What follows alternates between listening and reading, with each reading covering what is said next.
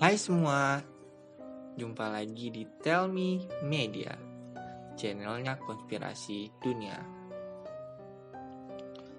Hari ini kita akan membahas tentang proyek MK Ultra, atau biasa disebut dengan proyek pengontrol pikiran, Made in America. Pernahkah kalian membayangkan pikiran kalian dikontrol oleh seseorang? Ini bukan skin film loh. Ini kejadian nyata yang terjadi pada tahun 1953. Pada saat periode Perang Dingin. Terjadi antara blok barat di bawah pimpinan Amerika Serikat dan blok timur di bawah pimpinan Uni Soviet. Pernahkah kalian membayangkan pada zaman tersebut dibuat sebuah alat yang dapat mengontrol pikiran manusia?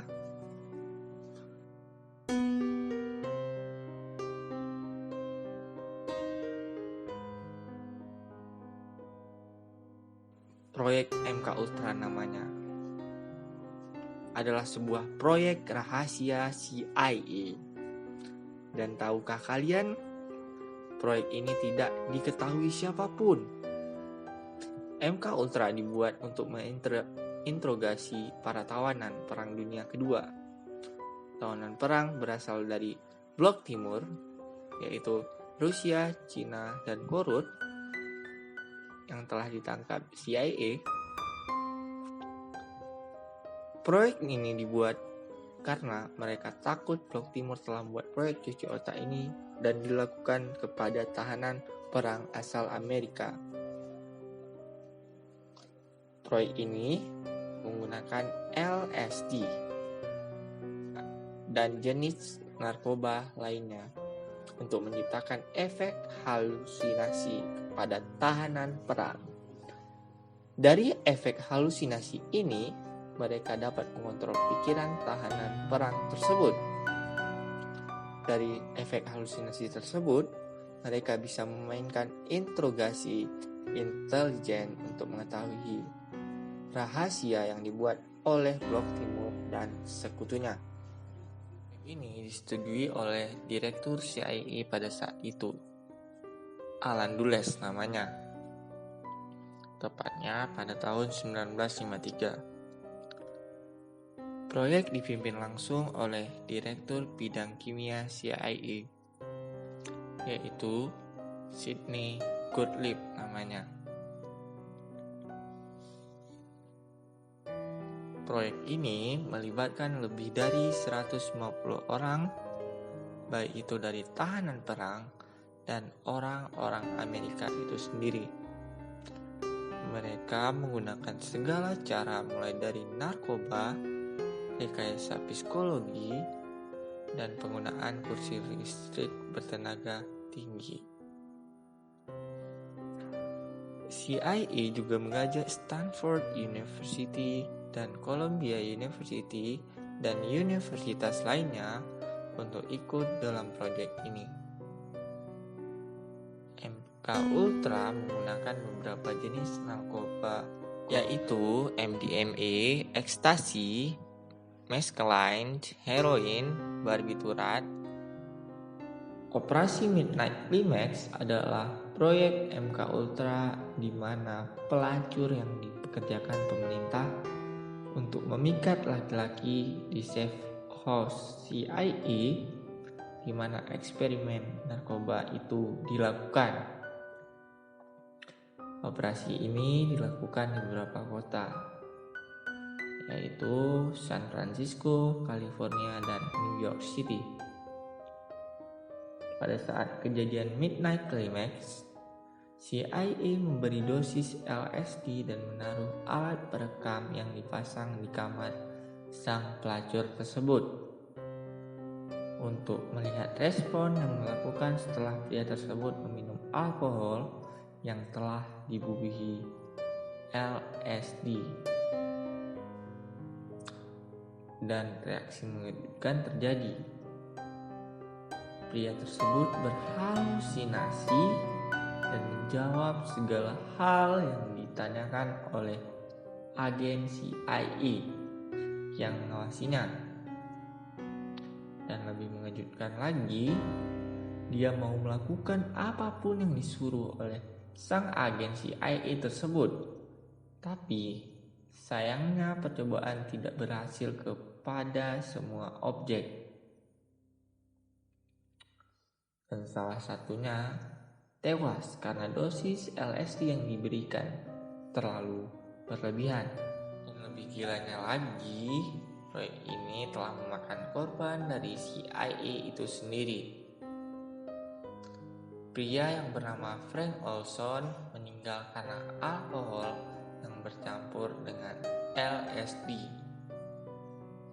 LSD dibubuhi oleh para agen CIA secara diam-diam ke dalam minuman Olson, dan efeknya sangat parah. Setelah Olson meminum LSD tersebut, ia menjadi depresi berat. Olson sendiri bekerja sebagai ilmuwan di CIA. Beberapa hari kemudian, tepatnya pada tanggal 28 November 1993, Olson dinyatakan meninggal di apartemen setelah ia loncat dari jendela hotel di New York City dengan dugaan bunuh diri. Pada tahun 1994, keluarga Olson meminta autopsi kedua, dan secara mengejutkan, tim forensik menemukan lebam pada tubuh Olson yang diperkirakan terjadi pada musim semi. Sontak muncullah dugaan bahwa Olson dibunuh oleh CIA. Dan usut punya usut, Olson terbukti dibunuh. Karena sudah terbukti bersalah, mereka, CIA, diberi denda untuk membayar uang sebesar $750.000 Amerika kepada keluarga Olson.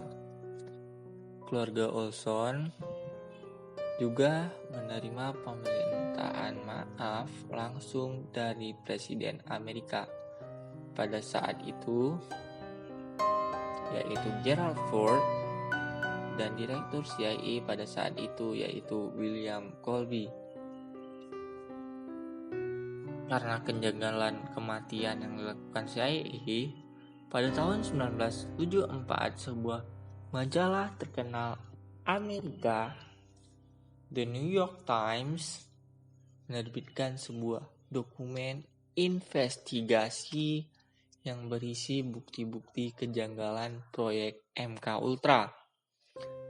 Berdasarkan kutipan dari salah satu jurnalis New York Times, Seymour Hersh, mengatakan bahwa CIA telah melakukan tindakan ilegal dengan memata-matai warga AS untuk dijadikan bahan percobaan proyek MK Ultra.